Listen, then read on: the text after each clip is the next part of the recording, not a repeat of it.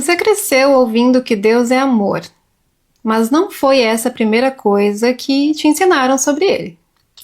Antes do amor veio o medo. Medo do inferno, medo da punição, medo de errar, medo de pensar e medo de ser. A primeira imagem que te deram de Deus foi uma ameaça. Um ser invisível que te observa o tempo todo, anota seus deslizes e prepara uma sentença eterna caso você não se submeta. E você chamou isso de fé, porque foi isso que te ensinaram a chamar de fé. A religião que te formou não se apresentou como liberdade, ela se impôs como regra. Ela entrou na sua vida como uma obrigação e não como uma escolha. Você foi conduzido à espiritualidade, foi cercado por doutrinas que diziam quando você podia falar, como você deveria se vestir, o que poderia pensar e quem tinha permissão para existir.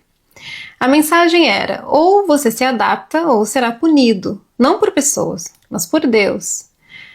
Mas o medo que te ensinaram a ter não vinha do divino, vinha de pessoas que usaram o nome de Deus para manter o controle.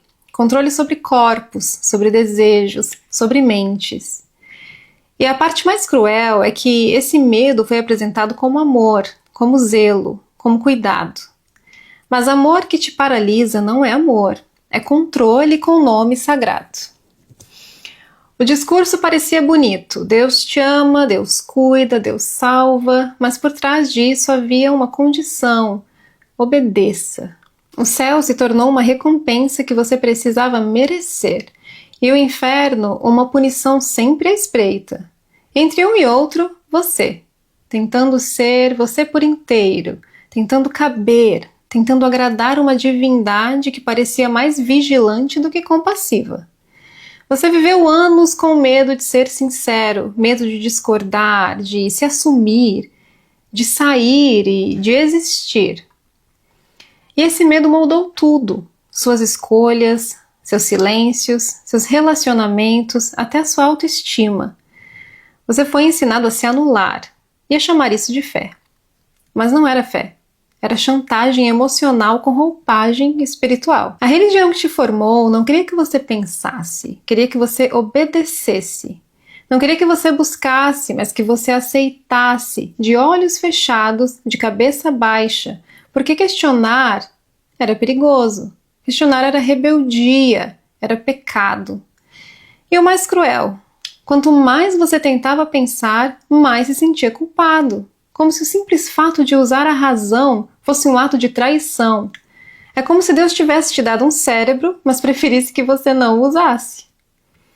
Só que não é você o problema por enxergar isso. Não é você o desviado, o rebelde, o perdido. Você apenas começou a ver o que sempre esteve ali, encoberto por palavras bonitas, revestido de espiritualidade, mas fundamentado no medo.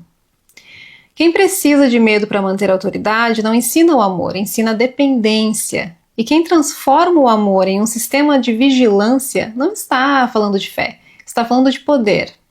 Essa estrutura que você conheceu não queria sua liberdade, queria sua lealdade. Lealdade às ideias que você não escolheu, a regras que você não entendeu, a medos que você herdou antes mesmo de saber quem era. E mesmo agora, quando você começa a se libertar, essa estrutura ainda tenta te alcançar, como culpa, ou com frases prontas, com ameaças disfarçadas de conselho e com promessas de condenação.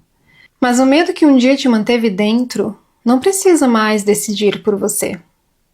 Porque o que paralisa não é sagrado, o que sufoca não é divino. O que exige silêncio não é amor, é obediência, é controle. Fé, se existir, deve nascer do encontro, não da imposição. Fé deve ser descoberta e não doutrina. Fé deve andar com a liberdade, não com a culpa. Você não está errado por ter enxergado a armadilha. Você não está perdido por ter saído.